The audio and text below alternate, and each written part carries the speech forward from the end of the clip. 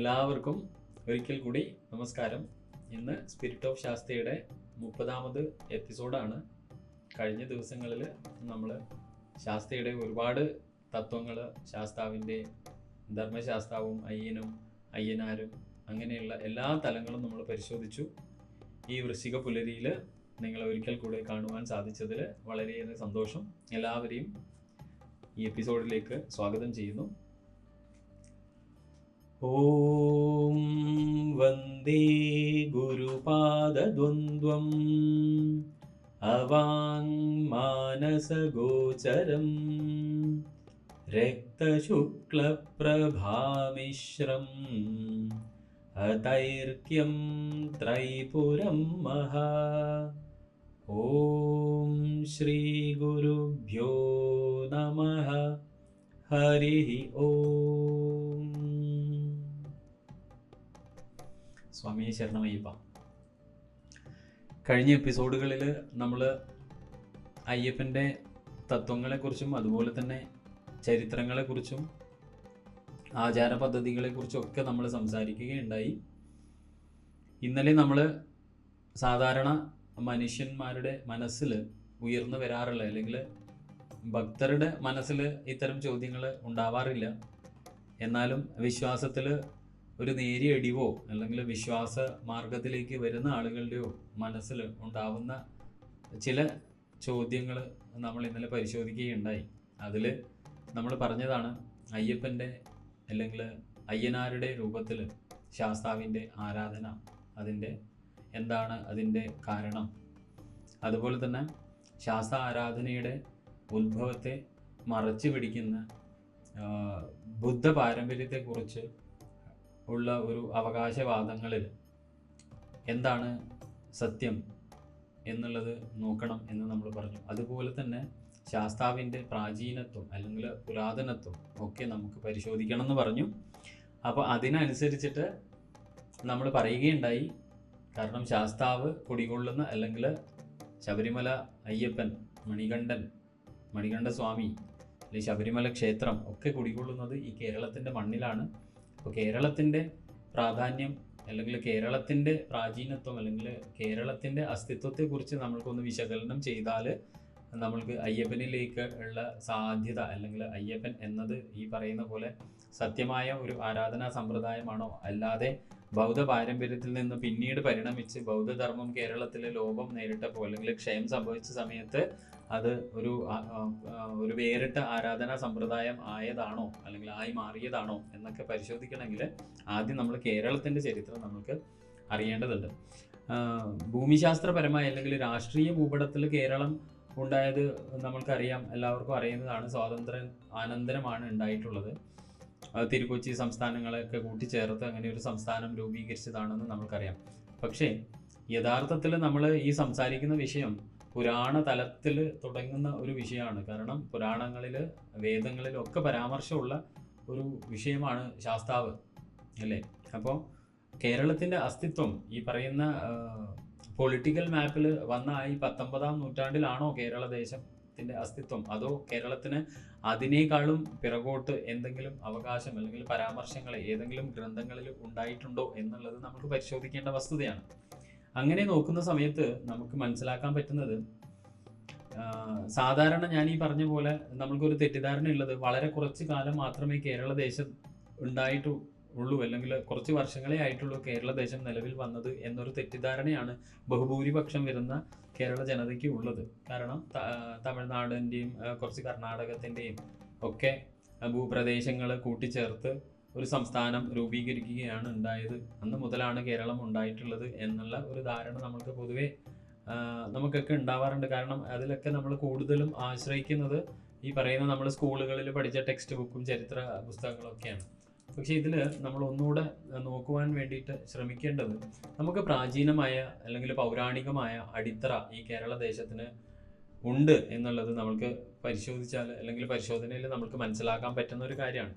കേരള ദേശത്തെ പറ്റിയുള്ള പരാമർശത്തെ കുറിച്ച് പറയുകയാണെങ്കിൽ ഏറ്റവും പുരാതനമായി ഏത് ഗ്രന്ഥത്തിലാണ് ഇത് ഉള്ളത് എന്ന് നമുക്കൊരു പരിശോധിക്കേണ്ടി വരും, അല്ലേ? കാരണം ചിരപുരാതനമായ ഗ്രന്ഥങ്ങൾ ഏറ്റവും പിറകിൽ ഉള്ള ഏറ്റവും ആദ്യത്തെ പരാമർശം ഇത്തരം ഗ്രന്ഥങ്ങളിൽ എവിടെയാണ് വന്നിട്ടുള്ളത് എന്ന് നമുക്ക് നോക്കേണ്ട സാഹചര്യമുണ്ട്. അങ്ങനെയാണ് നമ്മൾ ആ ഒരു പ്രാചീനത്വം തെളിയിക്കാൻ വേണ്ടി പറ്റുക. അങ്ങനെ നോക്കുന്ന സമയത്ത് നമുക്ക് അറിയാൻ കഴിയുന്നത് ആദ്യ കാവ്യമായ വാൽമീകി മഹർഷിയുടെ രാമായണത്തില് കിഷ്കിന്ധാകാന്ഡത്തില് 49ാമത് സർഗം, ആ സർഗത്തില് സുഗ്രീവൻ തൻ്റെ അനുചരന്മാരെയൊക്കെ സീതാദേവിയുടെ അന്വേഷണത്തിനായിട്ട് ഓരോ ദേശത്തിലേക്ക് വിടുന്നതായിട്ട് നമുക്ക് കാണാൻ വേണ്ടി സാധിക്കും. അങ്ങനെ അനുചരന്മാരെ വിടുന്ന സമയത്ത് അതില് വാനരന്മാരെ കേരള ദേശത്തേക്കും വിടുന്നതായിട്ട് പരാമർശമുണ്ട്. ഇത് വാൽമീകി രാമായണത്തിലെ ഒരു സന്ദർഭത്തിൽ കേരള ദേശത്തെ കുറിച്ചിട്ടുള്ള പരാമർശമാണ്. അപ്പൊ നമ്മൾക്ക് തന്നെ അറിയാം, ത്രേതായുഗത്തിൽ സംഭവിച്ച കാര്യമാണ് രാമായണം എന്നുള്ളത് നമ്മൾക്കറിയാം. അപ്പൊ അത്രയും പ്രാചീനത്വം അവകാശപ്പെടുന്ന ആദ്യ കാവ്യമായ ശ്രീ വാൽമീകി മഹർഷിയുടെ രാമായണത്തിൽ കേരള ദേശം എന്ന പരാമർശം നമുക്ക് കാണുവാൻ വേണ്ടി സാധിക്കുന്നുണ്ട്. ഇനി മറ്റ് ഗ്രന്ഥങ്ങൾ നോക്കുന്ന സമയത്ത് നമ്മൾക്ക് മഹാഭാരതത്തിനെ സംബന്ധിച്ചിട്ട് ഒരു സ്ഥലത്ത് മാത്രമല്ല, പല സ്ഥലങ്ങളിൽ, വിവിധ സ്ഥലങ്ങളിൽ എന്താണ് പരാമർശം നമുക്ക് ദർശിക്കാൻ വേണ്ടി സാധിക്കും. അതെങ്ങനെയാണ്? മഹാഭാരതത്തിൽ ഈ പറയുന്ന പോലെ പല സ്ഥലങ്ങളിലായിട്ട് കേരളത്തെ കുറിച്ചിട്ടുള്ള പരാമർശങ്ങൾ ഉണ്ട്. എന്തൊക്കെയാണത്? ഭീഷ്മ പർവ്വത്തില് വിതുരരും ധൃതരാഷ്ട്രവും തമ്മിൽ ജനപദങ്ങളെ കുറിച്ചിട്ടുള്ള, അല്ലെങ്കിൽ ജനപദങ്ങളെ പറ്റിയും ദേശങ്ങളെ പറ്റിയും ജനതകളെയൊക്കെ പറ്റിയും അല്ലെങ്കിൽ ജനങ്ങളെയൊക്കെ പറ്റിയിട്ടുള്ള കാര്യങ്ങൾ സംസാരിക്കുന്ന സമയത്ത് അങ്ങോട്ടും അന്യോന്യം പരാമർശിക്കുന്ന സമയത്ത് കേരളത്തെ പറ്റിയും പരാമർശിക്കുന്നത് നമ്മൾക്ക് കാണുവാൻ വേണ്ടി സാധിക്കും. പിന്നീട് മറ്റു ഒരു സ്ഥലത്ത് എന്ന് പറയാനുള്ളത് സഭാപർവത്തിലാണ്. സഭാപർവത്തില് ആ സഭാപർവം വരുന്ന സമയത്ത് യുധിഷ്ഠിരൻ രാജസൂയ യജ്ഞം നടത്തുവാൻ തീരുമാനിക്കുന്നതും ആ സമയത്ത് ആ യജ്ഞത്തിന്റെ ഭാഗമായിട്ട്, അതിന്റെ മുന്നൊരുക്കത്തിന്റെ ഭാഗമായിട്ട് വിവിധ ദേശങ്ങളിൽ രാജാക്കന്മാരുടെ പക്കൽ നിന്നും കപ്പം ശേഖരിക്കുവാൻ വേണ്ടിയിട്ട് സഹോദരന്മാരെ, ഓരോ പഞ്ചപാണ്ഡവരിൽ മറ്റ് 4 സഹോദരന്മാരെയും ഓരോ ദേശങ്ങളിലേക്ക് അയക്കുന്നതായിട്ട് നമുക്ക് അതിൽ കാണാൻ വേണ്ടി സാധിക്കും. ആ സന്ദർഭത്തിൽ സഹദേവനാണ് ശരിക്കും, അല്ലെങ്കിൽ സഹദേവന് നിയോഗിക്കപ്പെട്ട ദേശങ്ങളിൽ ഒന്നാണ് കേരള ദേശം. അപ്പോൾ അവിടെ നമുക്ക് കേരള ദേശത്തിന്റെ പരാമർശം കാണുവാൻ വേണ്ടി സാധിക്കും. മാത്രമല്ല ഈ രാജാക്കന്മാരൊക്കെ സമർപ്പിച്ച തങ്ങളുടെ കപ്പം, അല്ലെങ്കിൽ ഈ പറയുന്ന വിവിധ ദേശങ്ങളിൽ നിന്ന് സമർപ്പിക്കപ്പെട്ട കപ്പം അങ്ങേയറ്റം, ഇതേക്കുറിച്ച് അങ്ങേയറ്റം, ഈ കപ്പത്തെ കുറിച്ചിട്ടൊക്കെ അങ്ങേയറ്റം അസൂയയോടുകൂടി ദുര്യോധനൻ ധൃതരാഷ്ട്രോട് സംസാരിക്കുന്ന ഒരു ഭാഗമുണ്ട്. അത് ഏതൊക്കെ ദേശങ്ങളിൽ നിന്ന് ഏതൊക്കെ രാജാക്കന്മാർ എന്തൊക്കെ കപ്പം കൊടുത്തു എന്ന് പറയുന്ന ഒരു ഭാഗം. അതില് കേരള ദേശത്ത് നിന്നുള്ള രാജാക്കന്മാര് ഈ യജ്ഞത്തിന് വേണ്ടിയിട്ട്, അല്ലെങ്കിൽ ഈ രാജസൂയ യജ്ഞത്തിന് വേണ്ടിയിട്ട് കേരളം എന്ന ദേശത്ത് നിന്ന് രാജാക്കന്മാർ കൊടുത്തയച്ചത് ഹരിചന്ദനം പോലെയുള്ള വസ്തുക്കളാണ് എന്ന് ധൃതരാഷ്ട്രോട് ദുര്യോധനൻ പറയുന്ന ഒരു സന്ദർഭം മഹാഭാരതത്തിലുണ്ട്.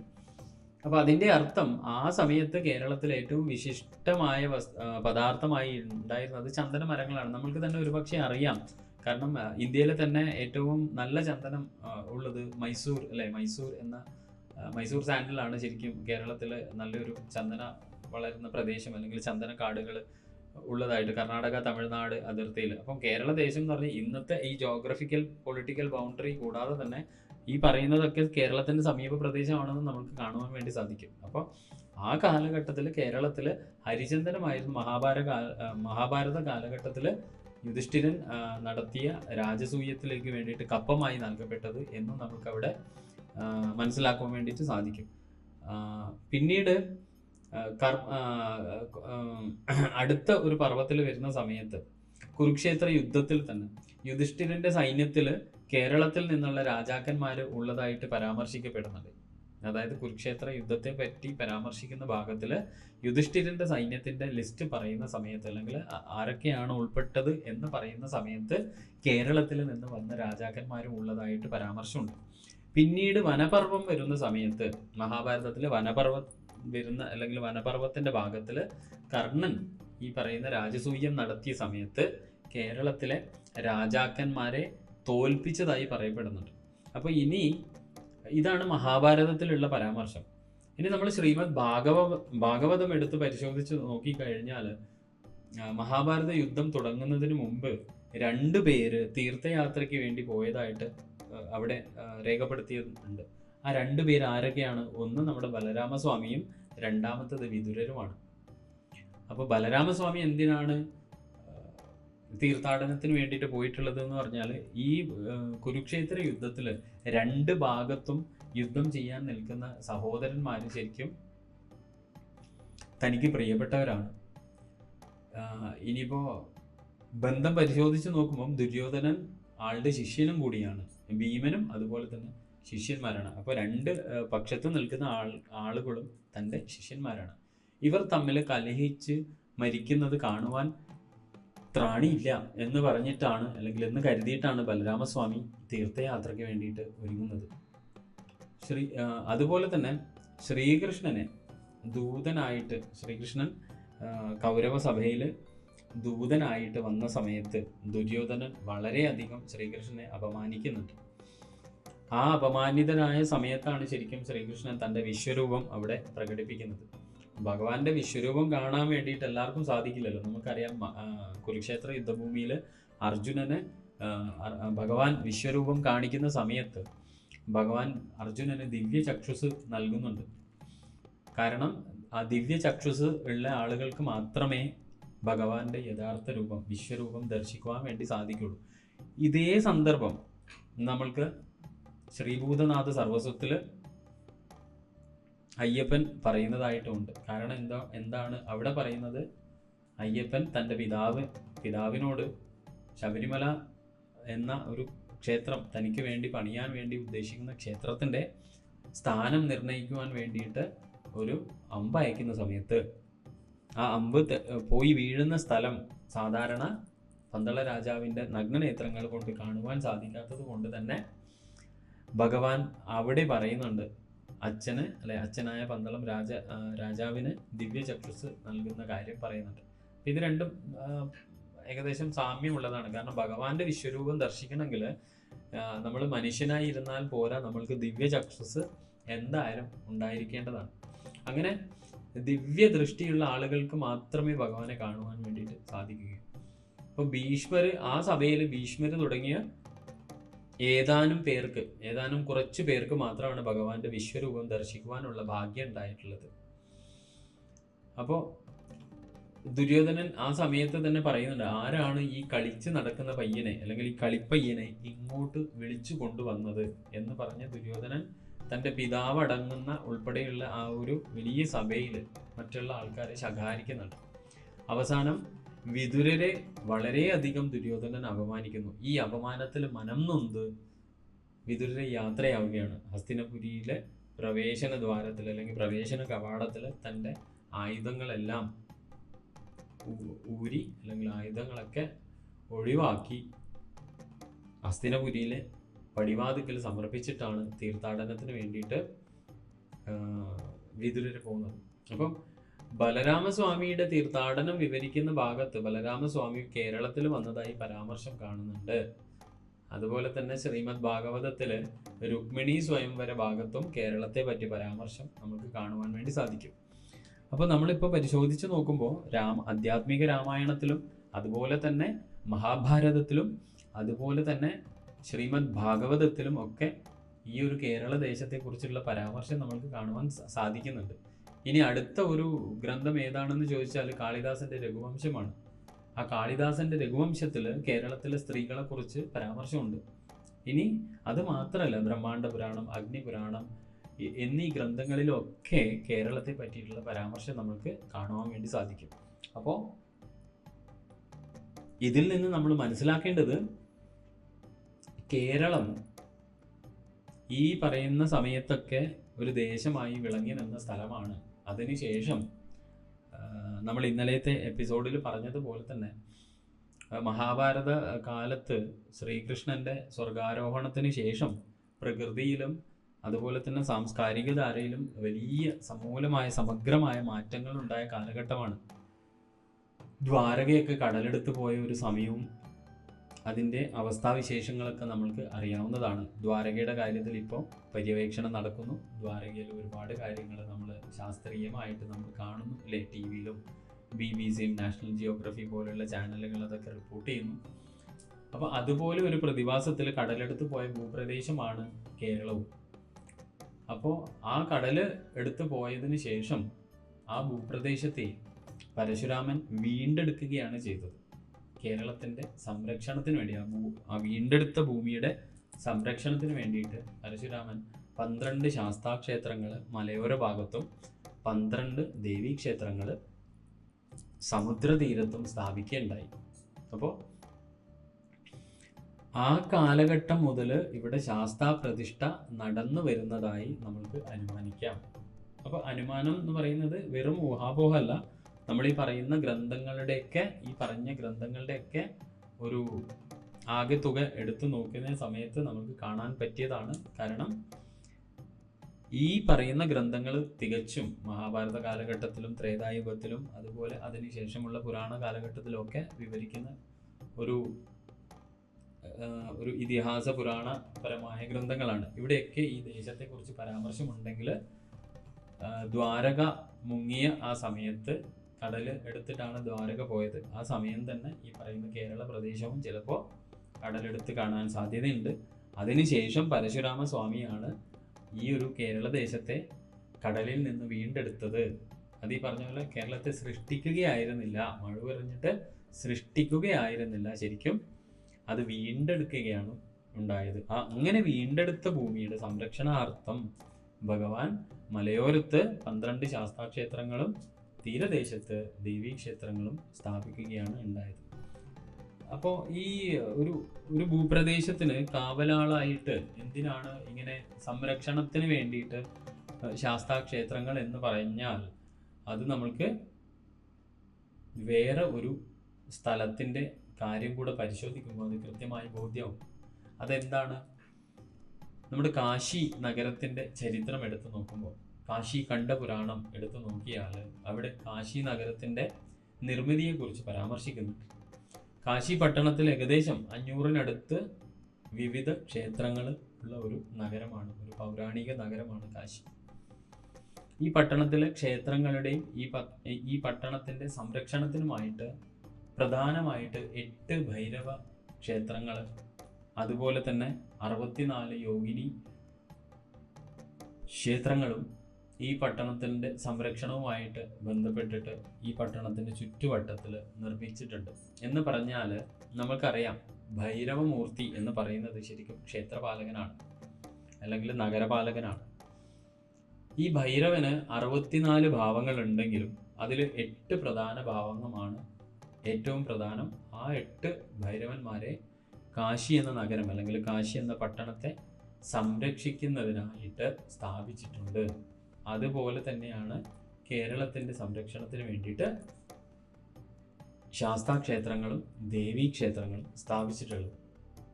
അപ്പോൾ കേരളത്തെ വീണ്ടെടുത്ത കാലം തൊട്ട് തന്നെ ഇവിടെ ശാസ്താ പ്രതിഷ്ഠ ഉള്ളതായിട്ട് നമ്മൾക്ക് ഉറപ്പാക്കാം.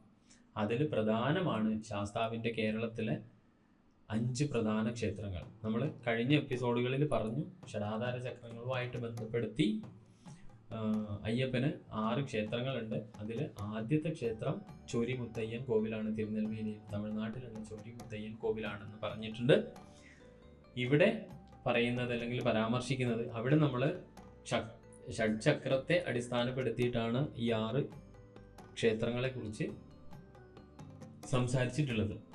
ഇവിടെ നമ്മൾ സംസാരിക്കുന്നത് അയ്യപ്പൻ്റെ വിവിധ ഭാവങ്ങളിലുള്ള 5 പ്രധാന ക്ഷേത്രങ്ങളാണ്.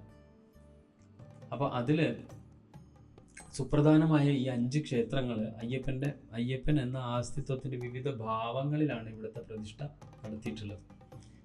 അങ്ങനെ പറയുമ്പോൾ അതിലെ ആദ്യത്തെ ഈ ഒരു 5 ക്ഷേത്രങ്ങളിലെ ആദ്യത്തെ ക്ഷേത്രമാണ് കുളത്തൂപ്പുഴ ശ്രീ ബാലശാസ്താ ക്ഷേത്രം. അപ്പോൾ കുളത്തൂപ്പുഴയിലെ ഈ ബാലശാസ്താ ക്ഷേത്രം നേരത്തെ നമ്മൾ സംസാരിച്ചിട്ടുണ്ടായിരുന്ന ഷഡ്ചക്ര ശാസ്താക്ഷേത്രങ്ങളിൽ അനാഹത ചക്രത്തെ കുറിക്കുന്ന സ്ഥാനമാണ് ഈ കുളത്തൂപ്പുഴ. അതായത് നമ്മുടെ ആര്യങ്കാവ് എന്ന സ്ഥലത്ത് നിന്ന് ഒരു 25 കിലോമീറ്റർ ദൂരെയായിട്ടാണ് കുളത്തൂപ്പുഴ ബാലശാസ്താ ക്ഷേത്രം കുടികൊള്ളുന്നത്. കൊല്ലം ജില്ലയിലായിട്ടാണ് കുളത്തൂപ്പുഴ ക്ഷേത്രം സ്ഥിതി ചെയ്യുന്നത്. ശരിക്കും ഇത് ഒരു വനമേഖലയിലാണ്. ശരിക്കും കുളത്തൂപ്പുഴ റിസർവ് ഫോറസ്റ്റ് റേഞ്ചിലാണ് ശരിക്കും ഈ ക്ഷേത്രം സ്ഥിതി ചെയ്യുന്നത്.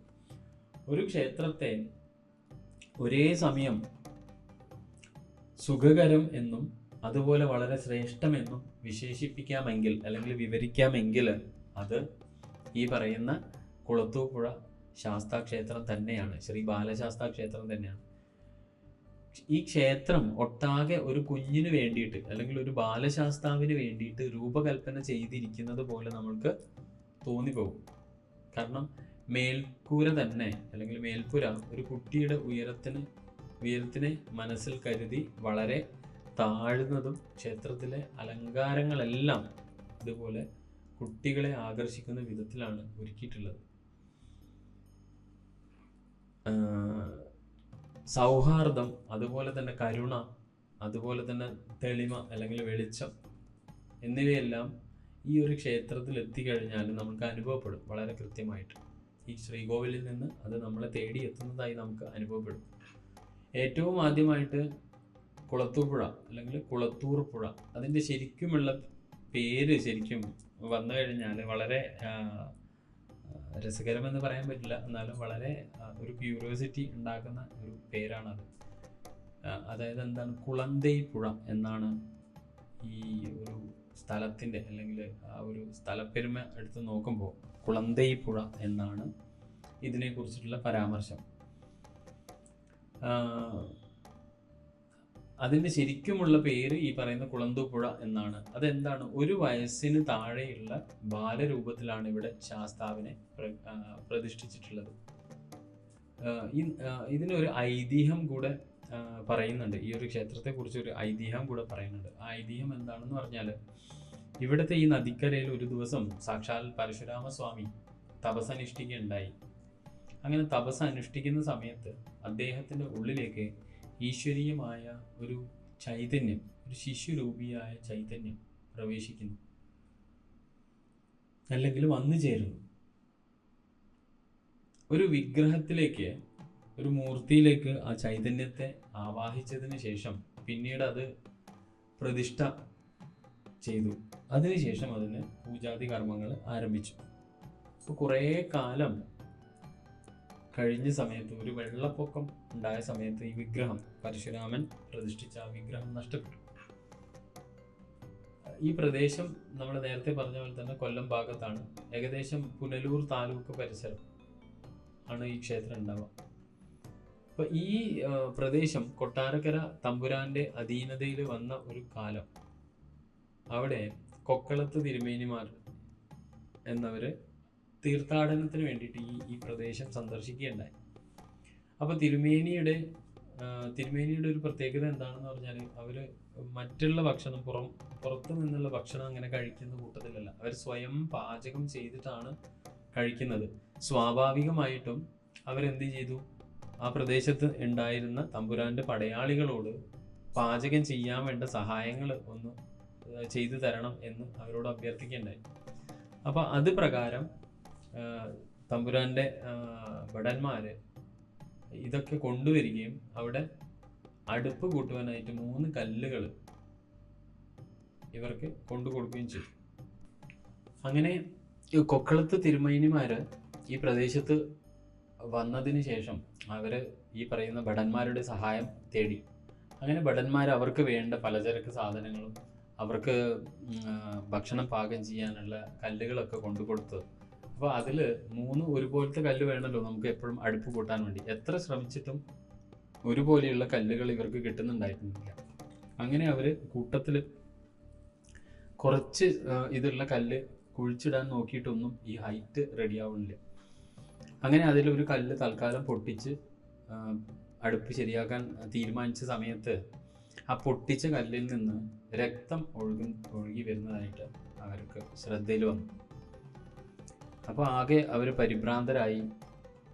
എന്താണ് കാര്യം എന്ന് ചോദിച്ച് അല്ലെങ്കിൽ അറിഞ്ഞ സമയത്ത് അവർക്ക് ഇത് പരശുരാമസ്വാമി ആവാഹിച്ച് സ്ഥാപിച്ച സ്വയംഭൂ ശിലയാണെന്ന് മനസ്സിലാവുകയും ആ ശിലയ്ക്ക് പകരം വെക്കാൻ വേണ്ടിയിട്ട് വേറൊരു ശില ഇനി കണ്ടെത്താൻ സാധിക്കുന്നില്ല, അല്ലെങ്കിൽ സാധിക്കാത്തതിനായാൽ ആ പൊട്ടിയ ശില അത് മൊത്തത്തിൽ 8 കഷ്ണങ്ങളായി പൊട്ടിപ്പോയിട്ടുണ്ടായിരുന്നു. ആ 8 ശിലാകഷ്ണങ്ങളും കൂടെ ഒരു വെള്ളി മുഖത്തിൽ ചേർത്ത് കെട്ടി ഇന്നും ആ ക്ഷേത്രത്തിൻ്റെ ശ്രീകോവിലിൽ ആ പൊട്ടിയ ശില പൂജിക്കുന്നുണ്ട്. ഇതിനു പുറമെ ക്ഷേത്രത്തിൻ്റെ ശ്രീകോവിലിൽ ഒരു അലങ്കാര വിഗ്രഹവും അതുപോലെ തന്നെ ഒരു ശീവേലി വിഗ്രഹവും ഉണ്ട് ക്ഷേത്രത്തിൽ. അപ്പം അത്രയും പ്രാധാന്യമുള്ള ഒരു ശില പ്രതിഷ്ഠിക്കപ്പെട്ട ഒരു ക്ഷേത്രമാണ് ഈ കുളത്തൂപ്പുഴ ബാലശാസ്താ ക്ഷേത്രം. അവിടുത്തെ ആരാധനാമൂർത്തി പറയുന്നത് പോലെ തന്നെ ആരാണ്? അച്ഛനമ്മമാർക്കൊപ്പമുള്ള ഒരു ശിശുവായിട്ടാണ് ശാസ്താവ് അവിടെ ആരാധിക്കപ്പെടുന്നത്. വിഷ്ണുവിൻ്റെ അവതാരമായ കൃഷ്ണൻ ബാലശാസ്താവിൻ്റെ അമ്മയായ രൂപത്തിൽ പുറത്തേക്ക് കാണുന്നുണ്ട്. ശ്രീകോവിലിൻ്റെ ഇടത്ത് വശത്തായിട്ട് ബാലശാസ്താവിൻ്റെ അച്ഛൻ്റെ രൂപത്തിൽ ശിവനും കാണപ്പെടുന്നു. അപ്പോൾ അതുകൊണ്ട് തന്നെ ഈ സ്ഥലത്ത് മാതാപിതാക്കൾക്ക് കുഞ്ഞുങ്ങളോടുണ്ടാകുന്ന സ്നേഹത്തിൻ്റെ ഒരു ഊഷ്മളതയും നമ്മൾക്ക് ശരിക്കും ഫീൽ ചെയ്യാൻ വേണ്ടി സാധിക്കും. ഈ ക്ഷേത്രത്തിൽ പൊതുവെ കുട്ടികൾ പരിപാലിക്കപ്പെടുന്നതായി വിശ്വസിക്കുന്നു. അസുഖമായാലും പരീക്ഷകളോടുള്ള ആ കുട്ടികളുടെ പേടി, ഭയമൊക്കെ മാറ്റാൻ മാതാപിതാക്കൾ സ്വതവേ ഇതൊക്കെ മാറിക്കിട്ടാൻ കുഞ്ഞുങ്ങളെ ഇവിടെ കൂട്ടിക്കൊണ്ടുവന്ന് അവരെ ഇവിടെ പ്രാർത്ഥിപ്പിക്കുന്ന ഒരു പതിവുണ്ട്. കുഞ്ഞുങ്ങളില്ലാത്ത ഭാര്യ ഭർത്താക്കന്മാരും ഇതുപോലെ കുട്ടികൾ ഉണ്ടാവാൻ വേണ്ടിയിട്ട് ഈ ഒരു ക്ഷേത്ര സന്നിധിയിൽ വന്നിട്ട് പ്രാർത്ഥിക്കുന്നുണ്ട്. ശരിക്കും ഇവിടുത്തെ ചൈതന്യം, നമ്മൾ ആ ക്ഷേത്രം വിസിറ്റ് ചെയ്യുകയാണെങ്കിൽ അല്ലെങ്കിൽ സന്ദർശിക്കുന്നുണ്ടെങ്കിൽ കണ്ണുകൾ അടച്ച് നിങ്ങൾ ഏതാനും നിമിഷം ഒരു ധ്യാനം അവിടെ ചെയ്താൽ ശരിക്കും നമ്മുടെ ഹൃദയത്തിൻ്റെ ഭാഗം, അതായത് അനാഹതത്തിൽ ശരിക്കും ഒരു സ്പന്ദനമൊക്കെ നമ്മൾക്ക് അനുഭവപ്പെടാൻ വേണ്ടി സാധിക്കും. കാരണം എന്താന്ന് പറഞ്ഞാൽ ഈ ക്ഷേത്രം പ്രതിനിധാനം ചെയ്യുന്നത് ഹൃദയഭാഗത്ത് സ്ഥിതി ചെയ്യുന്ന അനാഹത ചക്രത്തെയാണ്. അതുകൊണ്ട് തന്നെ നമ്മുടെ ശരീരത്തിൽ അനാഹതമാണ് ഈ ഒരു ക്ഷേത്രം നമ്മൾ സന്ദർശിക്കുന്ന സമയത്ത് ഉത്തേജിക്കപ്പെടുക. നമ്മുടെ ശരീരത്തിൽ ഉത്തേജനം നടക്കുന്ന ചക്രം അനാഹത ചക്രമാണ്. അപ്പോൾ അനാഹത ചക്രത്തിൻ്റെ പ്രാധാന്യം നമ്മൾ കഴിഞ്ഞ ക്ലാസ്സിലൊക്കെ പറഞ്ഞു. എന്നാലും നമുക്കൊന്ന് ശ്രദ്ധിക്കാം. എന്താണ് അനാഹത ചക്രത്തിൽ? ശരിക്കും കരുണയുടെ ആ കരുണ എന്ന വികാരത്തിൻ്റെ വാസസ്ഥലമായി വിവരിക്കപ്പെടുന്ന ഒരു സ്ഥലമാണ്. അവിടെ ഈശ്വരൻ അല്ലെങ്കിൽ ഈശൻ, ശിവൻ വസിക്കുന്ന, അല്ലെങ്കിൽ ശിവനാണ് അവിടുത്തെ പുരുഷപരമായ പുല്ലിംഗപരമായ ദേവത, അതിദേവത. അദ്ദേഹത്തിന് ലോകത്തിൻ്റെ സൃഷ്ടി അതുപോലെ തന്നെ സ്ഥിതി സംഹാരങ്ങൾ നടത്തുവാനുള്ള ശക്തി ഉള്ള ഒരു അതിദേവതയാണ്. ഈ പുരുഷ അതിദേവതയ്ക്ക് എപ്പോഴും ഭാരതത്തിൻ്റെ ദർശനം അതിനൊരു സ്ത്രീ അതിദേവതയും ഉണ്ടായിരിക്കണം. അങ്ങനെ നോക്കുമ്പോൾ അവിടെ കാകിനി എന്ന സ്ത്രീ അതിദേവതയാണ് വിരാജിക്കുന്നതായിട്ട് കാണുക. അപ്പോൾ ഈ കാകിനിയെ ധ്യാനിച്ചാൽ ശരിക്കും ഹൃദയത്തിൽ നിന്ന് ഭയം അകറ്റാനാവും. ഒരു തരത്തിൽ പറഞ്ഞാൽ നമ്മുടെ ശരീരത്തിൽ അല്ലെങ്കിൽ നമ്മുടെ അനാഹതത്തിലാണ് ദുർഗാ ചൈതന്യവും കുടികൊള്ളുന്നത്. അപ്പോൾ അതിൻ്റെ അർത്ഥം ദുർഗയും ഈ പറയുന്ന പോലെ നമ്മുടെ ഉള്ളിലുള്ള ഭയത്തെ അകറ്റുന്ന ദേവചൈതന്യമാണ്. അപ്പോൾ അനാഹതം എന്ന് പറയുമ്പോൾ ഈ പറയുന്ന നമ്മുടെ ഭയം നെഗറ്റീവ് സൈഡ്, അനാഹതത്തിൻ്റെ നെഗറ്റീവ് സൈഡാണ് ശരിക്കും എന്തെന്ന് ഈ ഭയത്തിൻ്റെ സൈഡ്. പോസിറ്റീവ് സൈഡ് ഏതാണെന്ന് പറഞ്ഞാൽ കരുണ, അങ്ങനെയുള്ള മാനുഷികപരമായ ഗുണങ്ങളൊക്കെ വിരാജിക്കുന്ന ഒരു കേന്ദ്രമാണ് ഈ പറയുന്ന അനാഹത ചക്രം. ഈ ചക്രം വിവരിക്കപ്പെടുന്നത് തന്നെ ആഗ്രഹിക്കുന്നത് എന്തും ലഭ്യമാക്കുന്ന ഒരു കൽപ്പക വൃക്ഷമായിട്ടാണ്. അതായത് ഷഡ്ചക്ര നിരൂപണം അനുസരിച്ച് ഇവിടെ ഈശ്വരനെ ധ്യാനിക്കുന്നവർ അഗ്രഗണ്യരായ യോഗികളും ബുദ്ധിമാന്മാർക്കിടയിലുള്ള ബുദ്ധിമാനും അതുപോലെ തന്നെ ശ്രേഷ്ഠനും സ്ത്രീകൾക്കൊക്കെ പ്രിയങ്കരനുമായ ഒരു വ്യക്തിത്വമായിരിക്കും. അതേസമയം അയാൾക്ക് സ്വന്തം ഇന്ദ്രിയങ്ങൾക്ക് മേലെ പരിപൂർണമായ നിയന്ത്രണം ഉണ്ടാവുകയും ചെയ്യും. ചിന്തകളൊക്കെ വളരെ തീക്ഷ്ണമായി ബ്രഹ്മത്തിൽ അല്ലെങ്കിൽ ഈശ്വരീയതയിൽ കേന്ദ്രീകൃതമായിരിക്കുകയും ചെയ്യും. മനുഷ്യൻ്റെ ആധ്യാത്മിക പ്രയാണത്തിൽ 2 മാർഗം നമ്മൾ നേരത്തെ പറഞ്ഞു. അതിൽ പ്രവൃത്തി മാർഗം, നിവൃത്തി മാർഗം. ഈ നിവൃത്തി മാർഗത്തിൽ ഈ ചക്രത്തിൽ കാരുണ്യത്തിൻ്റെ ഭാവം, സ്നേഹം, ഏകത്വം എന്നിവയൊക്കെ പരത്തുന്ന ഒരു ശക്തിപ്രഭാവ കേന്ദ്രമാണ് അനാഹതം. ഒരു ശിശുവിൻ്റെ രൂപത്തിലുള്ള ശാസ്താവിൻ്റെ സാന്നിധ്യം ഒരു കൊച്ചു കുഞ്ഞിനോട് തോന്നാവുന്ന ഇത്തരം വികാരങ്ങളുടെ ഒരു പ്രാതിനിധ്യം കൂടിയാണ്. അനാഹത ചക്രം തുറക്കപ്പെടുന്ന സമയത്ത് ഏതു വിധത്തിൽ യാതൊരു ബുദ്ധിമുട്ടും കൂടാതെ മറ്റുള്ളവരുടെ കാഴ്ചപ്പാടിനെ മനസ്സിലാക്കുവാനും മനുഷ്യനോടും ജന്തുക്കളോടും പ്രകൃതിയോടും തുടങ്ങി എല്ലാ സഹവർത്തിത്വങ്ങളോടും സഹാനുഭൂതി പ്രകടിപ്പിക്കാനും എളുപ്പമായ ഒരു അവസ്ഥയിലേക്ക് നമ്മൾ എത്തിച്ചേരും. അപ്പോൾ ആത്മീയത അഭിലഷിക്കുന്നവർക്ക് അല്ലെങ്കിൽ ആത്മീയത കാക്ഷിക്കുന്നവർക്ക് ഇത് ഒരു പ്രധാന കാൽവെപ്പാണ്. കാരണം പരിശ്രമം കൂടാതെ സ്നേഹിക്കാനും എല്ലാ സൃഷ്ടികളിലും തന്നെ തന്നെ ദർശിക്കാനും നമുക്ക് ലഭിക്കുന്ന ഏറ്റവും വലിയ ഒരു നമ്മൾ പറയില്ല ഒരു പുഷാണ്, അല്ലെങ്കിൽ ഒരു പ്രോത്സാഹനമാണ് ശരിക്കും അനാഹത ചക്രത്തിൽ നമ്മൾക്ക് ലഭിക്കുന്ന ഈ ഒരു ചൈതന്യം, അല്ലെങ്കിൽ അനാഹത ചക്രത്തിൽ ഉണരുന്ന ഈ ഒരു ചൈതന്യം. അപ്പോൾ ഇന്നത്തെ ക്ലാസ്സിൽ നമ്മൾ പരമാവധി ഇത്രയും നേരം നമ്മൾ സംസാരിച്ച സമയത്ത് നമ്മൾ എന്തൊക്കെയാണ് ശ്രദ്ധിച്ചത് എന്ന് ഒന്ന് വിശകലനം ചെയ്യാം. അങ്ങനെ വിശകലനം ചെയ്യുന്ന സമയത്ത് നമ്മൾ കഴിഞ്ഞ ക്ലാസ്സിൽ അയ്യപ്പൻ്റെ ചരിത്രത്തെ കുറിച്ചിട്ട് നമ്മൾ ഇത്തിരി ചോദ്യം വരാൻ സാധ്യതയുള്ള കുറച്ച് ചോദ്യങ്ങൾ നമ്മൾ പറഞ്ഞു. അതിലെയാണ് ഈ കേരളത്തിൻ്റെ അതിപുരാതന ചരിത്രം നമ്മൾ പരിശോധിക്കാൻ വേണ്ടിയിട്ട് പറഞ്ഞു അല്ലേ. അതെന്തിനാണെന്ന് പറഞ്ഞാൽ ശാസ്ത എന്ന ആരാധനാക്രമം അല്ലെങ്കിൽ ആചരണ രീതി എത്രത്തോളം പ്രാചീനമുള്ളതാണ്, അല്ലെങ്കിൽ എത്രത്തോളം പൗരാണികപരമായിട്ടുള്ളതാണ്, അതുപോലെ അയ്യപ്പനും ശ്രീബുദ്ധനും തമ്മിൽ എന്തെങ്കിലും ബന്ധമുണ്ടോ എന്നൊക്കെ നമ്മൾ പരിശോധിക്കുവാൻ വേണ്ടിയിട്ടാണ് കേരളത്തിൻ്റെ അതിപുരാതനമായ ചരിത്രം നമ്മൾ ഒന്ന് കണ്ണെത്തിച്ച് നോക്കിയത്. ഇനിയും ചരിത്രത്തിൻ്റെ വീക്ഷണത്തിൽ നിന്ന് നോക്കുമ്പോൾ നമുക്ക് കേരളത്തെക്കുറിച്ച് ഇനിയും ഒരുപാട് പറയാനുണ്ട്. പക്ഷെങ്കിൽ നമ്മുടെ വിഷയം ശാസ്താവായതുകൊണ്ട് തന്നെ ശാസ്താവിനുമായിട്ട് ബന്ധപ്പെട്ടിരിക്കുന്ന കാര്യങ്ങൾക്ക് വേണ്ടി മാത്രമേ നമുക്ക് പരിശോധിക്കേണ്ട കാര്യമുള്ളൂ. അപ്പോൾ അത് പ്രകാരമാണ് നമ്മൾ ആ കാര്യങ്ങൾ ചർച്ച ചെയ്യുകയും പിന്നീട് നമ്മുടെ ശരീരത്തിൽ ആ ആരാധനാമൂർത്തി എന്തൊക്കെ പ്രാധാന്യമാണ് നമുക്ക് കൊടുക്കാനുള്ളത് ആ ഒരു വ്യക്തി എന്ന നിലയിൽ എന്ന് നോക്കിയപ്പോൾ നമുക്ക് എന്ത് മനസ്സിലായി? ആരാധനാക്രമം മനസ്സിലായി. കുട്ടികൾ ബാലശാസ്ത്ര രൂപത്തിലാണ് അവിടെ ക്ഷേത്രം പണിഞ്ഞിട്ടുള്ളത്, ശില വെച്ചിട്ടുള്ളത്. പരശുരാമനാണ് ശില പ്രതിഷ്ഠിച്ചിട്ടുള്ളത്. പരശുരാമനും കേരളവുമായിട്ടുള്ള ബന്ധം നമ്മൾ പറഞ്ഞു. പരശുരാമൻ കേരളത്തെ സൃഷ്ടിക്കുകയായിരുന്നില്ല, ശരിക്കും വീണ്ടെടുക്കുകയായിരുന്നു എന്ന് പറഞ്ഞു. അതിനുശേഷം ഈ ആരാധനാമൂർത്തിയുടെ വിശേഷങ്ങളും അവിടെയുള്ള ചൈതന്യം, ആ ചൈതന്യം നമ്മുടെ ശരീരത്തിലെ ഏതൊക്കെ ഭാഗങ്ങളിലാണ്, അതായത് അനാഹത ചക്രത്തെയാണ് അത് സ്വാധീനിക്കുന്നത്. അനാഹത ചക്രത്തിൻ്റെ പ്രാധാന്യം നമ്മൾ പറഞ്ഞു. ഷഡ്ചക്ര നിരൂപണം അനുസരിച്ചിട്ട് എന്താണ് അനാഹതം എന്ന് പറഞ്ഞു.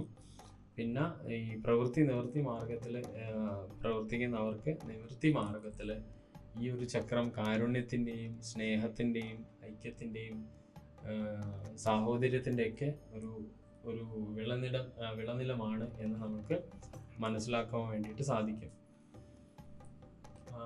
ഇനി പിന്നെ നമ്മൾക്ക് പരിശോധിക്കാനുള്ളത് ആചാരങ്ങളെ കുറിച്ചിട്ടാണ്. അപ്പോൾ ആചാരങ്ങളെ കുറിച്ച് നമ്മൾ നോക്കുന്ന സമയത്ത് നമുക്ക് ഇന്നത്തെ എപ്പിസോഡിൽ നമുക്ക് നോക്കാനുള്ളത് പേട്ട തുള്ളൽ എന്നതിൻ്റെ രഹസ്യത്തെ കുറിച്ചിട്ടാണ്. നമുക്കറിയാം അയ്യപ്പൻ്റെ ആരാധനാ സമ്പ്രദായത്തിൽ അല്ലെങ്കിൽ തീർത്ഥാടന സമ്പ്രദായത്തിൽ വളരെ ഏറെ പ്രാധാന്യമുള്ള ഒരു ആചാരമാണ് പേട്ടതുള്ളൽ. ഇതിൻ്റെ ഒരു ഐതിഹാസികമായ ഒരു കണക്ഷൻ അല്ലെങ്കിൽ ഒരു റിലേഷൻ എന്താണ് എന്ന് നോക്കിയാൽ, ദേവലോകത്ത് മഹിഷിയുമായി യുദ്ധം ചെയ്ത ഭഗവാൻ മഹിഷിയുടെ ശരീരമെടുത്ത് താഴെ ഭൂമിയിലേക്ക് എറിയുന്നു. ആ ശരീരം വന്നു വീണ സ്ഥലത്ത് അതിനു മുകളിലായി ഭഗവാനും എടുത്തു ചാടുന്നു. അതുകൊണ്ട് തന്നെ ഈ സ്ഥലത്തിൻ്റെ പേര് എരുമേലിൽ എന്നാണ്. ശരിക്കും എരുമയുടെ മുകളിൽ എന്ന് അർത്ഥം വരുന്നതാണ് ഇവിടുത്തെ സ്ഥലനാമം പോലും ഉണ്ടായിട്ടുള്ളത്. പേട്ട തുള്ളുന്നതിന് മുമ്പ് കാട്ടാള വേഷം ധരിക്കണം എന്ന് നമുക്കറിയാവുന്നതാണ്. അങ്ങനെ ഒരു നിഷ്ഠയുണ്ട്. കരിവർണ്ണം കൊണ്ട് അല്ലെങ്കിൽ കരി നിറം കൊണ്ട് പുള്ളി കുത്തണം. അതുപോലെ ശരക്കോലുകൾ കയ്യിലെടുക്കണം.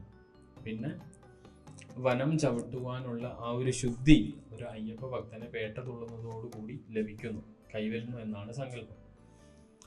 കാട്ടാള വേഷം ധരിച്ച് കാട്ടിലൂടെ സഞ്ചരിച്ചാൽ ആ ഭക്തനെ വന്യമൃഗങ്ങൾ ഉപദ്രവിക്കില്ല എന്നുള്ളത് നമ്മൾ കഴിഞ്ഞ ക്ലാസ്സിലേയും പറഞ്ഞതാണ്. കാരണം എന്താ, ശബരിമലയുടെ ചരിത്രം എടുത്തു നോക്കിയാൽ ഇന്ന് വരെ പുലി ആക്രമിച്ച് ആളുകളെ, ഭക്തന്മാരെ ആക്രമിച്ച് അല്ലെങ്കിൽ ഭീതിജനകമായ രീതിയിൽ കാട്ടിലെ വന്യമൃഗങ്ങളെ പെരുമാറി എന്നൊന്നും നമുക്ക് കേൾക്കുവാൻ വേണ്ടിയിട്ട് സാധിക്കില്ല. കാരണം എന്താണ്, അത് കൃത്യമായിട്ടൊരു ദൈവിക ചൈതന്യം ഈ പറയുന്ന സ്വാമിമാരെ അല്ലെങ്കിൽ ഈ മാല ധരിച്ച അയ്യപ്പ ഭക്തന്മാരെ പ്രൊട്ടക്റ്റ് ചെയ്യുന്നുണ്ട്. അതുകൊണ്ട് തന്നെ വന്യമൃഗങ്ങളൊന്നും ഈ അയ്യപ്പ ഭക്തന്മാരെ ശല്യം ചെയ്യാറില്ല.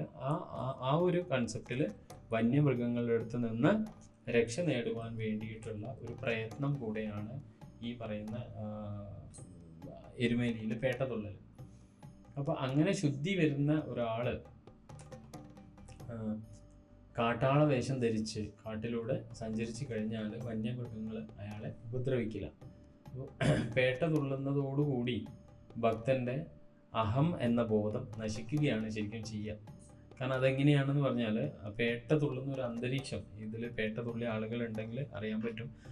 നമ്മൾ ധാരാളം വാദ്യഘോഷങ്ങളുടെയൊക്കെ ഒരു അകമ്പടിയിലാണ് ശരിക്കും പേട്ട തുള്ളൽ നമ്മൾ നടത്താറുള്ളത്. അപ്പോൾ ഈ വാദ്യഘോഷങ്ങൾക്ക് നമ്മൾ തുടക്കത്തിലെ ക്ലാസ് പറഞ്ഞതുപോലെ തന്നെയാണ്, നമ്മുടെ കുണ്ടലിനിയെ സ്വാധീനിക്കാൻ വേണ്ടിയിട്ട് വളരെയേറെ കഴിവുള്ളതാണ് ഈ വാദ്യങ്ങൾ, പ്രത്യേകിച്ച് ക്ഷേത്രവാദ്യങ്ങൾ. നമ്മൾ തന്നെ നോക്കിയാൽ തന്നെ അറിയാം, ഇപ്പോൾ തായമ്പകയായാലും പഞ്ചവാദ്യം ആയാലും ഒക്കെ അത് നമ്മുടെ മനസ്സിനെയും ശരീരത്തിനെയും വല്ലാതെ സ്വാധീനിക്കുന്ന ഒരു ഋതം അതിലുണ്ട്, അല്ലെങ്കിൽ ഒരു താളം അതിലുണ്ട്. അതുപോലെ തന്നെയാണ് പേട്ടതുള്ളലിലും ഈ ഒരു ഋതം അല്ലെങ്കിൽ ഈ ഒരു താളം വെച്ചിട്ടാണ് വാദ്യങ്ങൾ എന്താ പറയുക ഘോഷം ചെയ്യുക, അല്ലെങ്കിൽ വാദ്യഘോഷം ഉണ്ടാവുക. അപ്പം അങ്ങനെ ആ ഒരു ആഘോഷവേളയിൽ അവൻ്റെ അഹം എന്ന ബോധതത്വം അവന് നശിക്കും.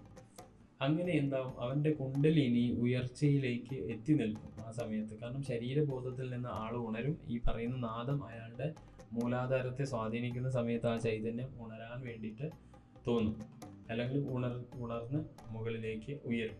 അപ്പോൾ അതിൻ്റെ ആ സമയത്ത് ഇത് ശരിക്കും ഒരു ഭക്തൻ അറിയുന്നില്ല. അതാണ് പേട്ട തുള്ളുന്ന സമയത്ത് ഭക്തന്മാർ ഏറ്റവും പ്രസിദ്ധമായ ഒരു പേട്ട തുള്ളലിൽ നമ്മൾ ചൊല്ലുന്നതാണെന്ത്, അയ്യപ്പ തിന്തകത്തോം തോം സ്വാമി തിന്തകത്തോം തോം, അയ്യപ്പ തിന്തകത്തോം തോം സ്വാമി തിന്തകത്തോം. അത് ശരിക്കും എന്താണ്, അവിടെ വെച്ചിട്ട് ഭക്തൻ ഈ പറയുന്ന അഹംബോധം ഇല്ലാതാവുകയാണ്. ആ അഹംബോധം ഇല്ലാതെ ഭക്തൻ ശരിക്കും പറയുകയാണ്, എന്താണ്, അയ്യപ്പ നിന്റെ അകത്ത് ഓംകാരമുണ്ട്, സ്വാമിയായ എൻ്റെ അകത്തും ഓംകാരമുണ്ട്. ഇതാണ് ശരിക്കും അവിടെ നിന്ന് ഡിക്ലെയർ ചെയ്യുന്ന സ്റ്റേറ്റ്മെന്റ്. അതെന്താണ്, അയ്യപ്പ നിന്റെ അകത്തോം സ്വാമി എൻ്റെ അകത്തോം. അത് പറഞ്ഞ് ആ ഒരു താളാത്മകമായ രീതിയിൽ അത് ചൊല്ലിയിട്ടാണ് ഇന്ന് നമ്മൾ തെറ്റിച്ചൊല്ലുന്നത് എന്ത്, അയ്യപ്പ തിന്തകത്തോം സ്വാമി തിന്തകത്തോം.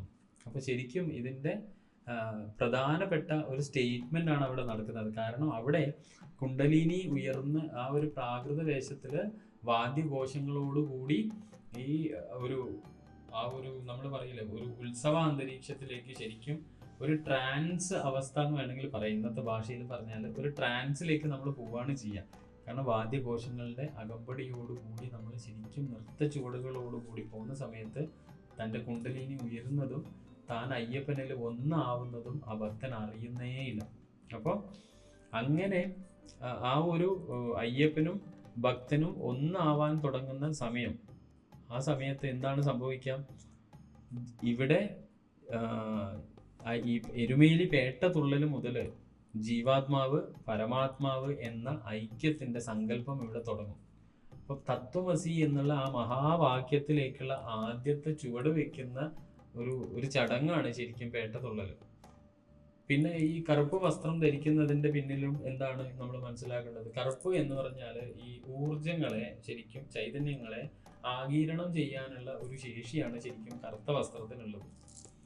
വെളുത്ത വസ്ത്രം ശരിക്കും ഈ ഊർജങ്ങളെ പ്രതിഫലിപ്പിക്കുകയാണ് ചെയ്യുക. അതുകൊണ്ടാണ് ഈ മരണ വീട്ടിൽ കറുപ്പെടുത്ത് പോകരുത്, അയ്യപ്പന്മാരെ മരണ വീട്ടിൽ പോകരുത് എന്ന് പറയുന്നത്. മരണ വീട്ടിൽ സദാ തളം കെട്ടി നിൽക്കുന്നത് നെഗറ്റീവായ ഊർജ്ജമായിരിക്കും, സങ്കടം ഡിപ്രഷനൊക്കെ ആയിരിക്കും. നമ്മൾ ഈ വേഷവിധാനത്തോടു കൂടി ആ അന്തരീക്ഷത്തിൽ പോകുന്നതോടുകൂടി ആ ചൈതന്യം നമ്മുടെ വസ്ത്രങ്ങൾ വഴി നമ്മളിലേക്ക് എത്തുകയാണ് ചെയ്യുക. അപ്പോൾ അത് ഒഴിവാക്കാൻ വേണ്ടിയിട്ട് കൂടെയാണ് ശരിക്കും എന്ത് പറയുന്നത്, മരിക്കുന്ന അല്ലെങ്കിൽ മരിച്ച വീട്ടിൽ അയ്യപ്പന്മാരെ പോകാൻ പാടുള്ളതല്ല എന്ന്. ഒരുപക്ഷെ ഈ നമ്മൾ മരണാന്തര ചടങ്ങിൽ ഉത്തരേന്ത്യയിലൊക്കെ നോക്കിയാൽ അവരൊക്കെ വെള്ളവസ്ത്രം ധരിക്കുന്നതായിട്ട് കാണാം. അപ്പോൾ ഇതിൻ്റെ ശാസ്ത്രീയത പരിശോധിച്ച് നോക്കുമ്പോൾ മിക്കവാറും നിങ്ങൾക്കും എത്താൻ പറ്റുന്ന ഒരു നിഗമനം ഇതുകൊണ്ട് തന്നെയാണ്. അപ്പോൾ ഇതാണ് നമ്മൾക്ക് ഇന്ന് തത്വപരമായിട്ട് നമ്മൾക്ക് നോക്കുവാനുള്ളത്. നമ്മൾ ചരിത്രപരമായ കാര്യങ്ങൾ നമ്മൾ സംസാരിച്ചു, തത്വപരമായിട്ടുള്ള കാര്യങ്ങൾ സംസാരിച്ചു. ഇനി നമ്മൾക്ക് അടുത്ത ക്ലാസ്സുകളിൽ കൂടുതൽ ആചാരങ്ങളെ കുറിച്ചിട്ട് നമുക്ക് പറയാനുണ്ട്. അതുപോലെ തന്നെ ചരിത്രപരമായ ഒരുപാട് കാര്യങ്ങൾ നമുക്ക് അടുത്ത സെഷനിൽ നമുക്ക് സംസാരിക്കുവാനുണ്ട്. അപ്പോൾ ഇന്നത്തെ ഈ ഒരു എപ്പിസോഡ് നമുക്ക് ഇവിടെ പൂർത്തിയാക്കാം. നാളത്തെ എപ്പിസോഡിൽ ബാക്കിയുള്ള കല്ലിടാംകുന്നിലുള്ള കാര്യങ്ങളും അങ്ങനെ എന്തിനാണ് കല്ലിടാംകുന്നിൽ നമ്മൾ ചെയ്യുന്നത് എന്നൊക്കെ ഉള്ള ഒരു തത്വം ഉണ്ട്. അതുപോലെ തന്നെ ശരംകുത്തിയിൽ നമ്മൾ ചെയ്യുന്ന ആചാരങ്ങൾ, ഇതൊക്കെ നമുക്ക്, അതുപോലെ തന്നെ നെയ്ത്തേങ്ങ നിറയ്ക്കുന്നതിനുള്ള വസ്തുതകൾ, ഇതൊക്കെ നമുക്ക് അടുത്ത ക്ലാസ്സിൽ വളരെ വിശദമായിട്ട് ഒന്ന് എത്തി നോക്കാം, അല്ലെങ്കിൽ അതിനെക്കുറിച്ച് മനസ്സിലാക്കാം. അപ്പോൾ ഇന്ന് നമ്മുടെ സമയം കൃത്യമായതുകൊണ്ട് ഇന്നത്തെ സെഷൻ നമുക്ക് ഇവിടെ നിർത്താം. എന്നും പറയുന്നത് പോലെ തന്നെ എല്ലാവരിലേക്കും പരമാവധി അയ്യനെ എത്തിക്കാൻ നോക്കുക. ഈ തത്വങ്ങളൊക്കെ എത്തിക്കാനുള്ള എല്ലാ പ്രയാസങ്ങളും നിങ്ങളുടെ ഭാഗത്തുനിന്ന് ഉണ്ടാവണം. ഞങ്ങളും ഒരു ടീമായിട്ട് നിങ്ങളുടെ കൂടെ തന്നെയുണ്ട്. നമുക്കെല്ലാവർക്കും ഒരുമിച്ച് ചേർന്നുകൊണ്ട് അയ്യപ്പൻ്റെ ചരിത്രം, അയ്യപ്പൻ്റെ ശാസ്ത്രം, അയ്യപ്പൻ്റെ മനഃശാസ്ത്രം ഒക്കെ നമുക്ക് ലോകത്തോട് വിളിച്ച് പറയാം. ഇത്രയും പറഞ്ഞുകൊണ്ട് നിങ്ങൾക്ക് എല്ലാവർക്കും എൻ്റെ നന്ദി രേഖപ്പെടുത്തുന്നു. സ്വാമിയേ ശരണമയ്യപ്പ.